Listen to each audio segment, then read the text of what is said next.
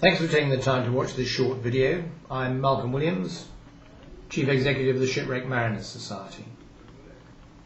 This year, the Society celebrates its 170th anniversary, and as we commemorate this historical landmark, I'd like to take this opportunity to thank all of you who support our Society's work, either by your kind donations, by the purchase of our charity greeting cards and associated items, or through your individual fundraising initiatives.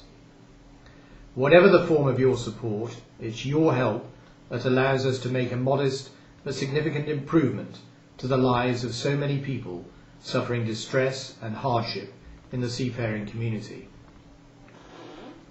You may recall that last year we took over the affairs of two other maritime charities, the Hull Fishermen's Trust Fund and the Fleetwood Fishing Industry Benevolent Fund.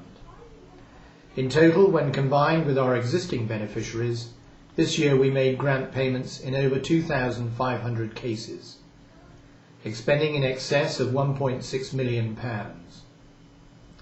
2008 also saw us receive over 660 new applications for assistance.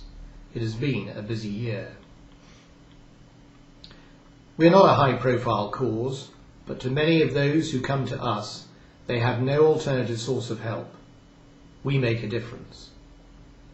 I'd like to share with you a few of the recent cases that show how your generosity has helped alleviate adversity.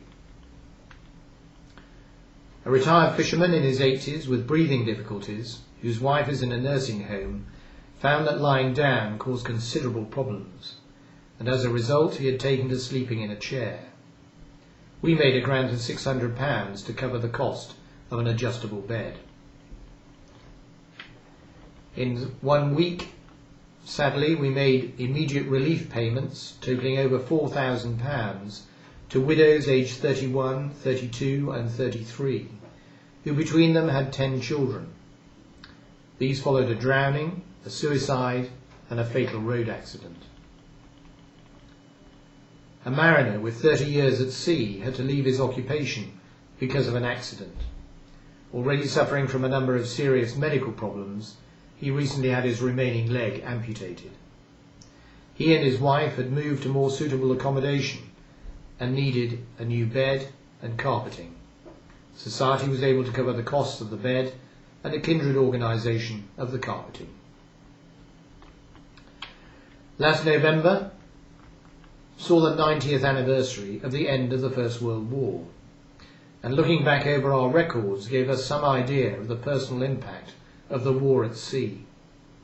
Between August 1914 and December 1918, the Society assisted 2,433 widows, 4,633 orphans, 1,100 aged parents, and 50,753 mariners and fishermen, disbursing a total of £125,000, equivalent in today's prices of over 4 million.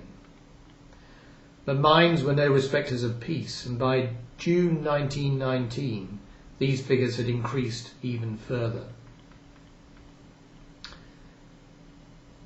Today the Shipwrecked Mariners Society continues to recognise and present annual awards, as it has done since 1851, for outstanding acts of skill and gallantry at sea, for the courageous actions of the RN and RAF search and rescue crews, the RNLI, the Coast Guard, the Merchant Navy and private individuals, all of whom are often successful in saving lives.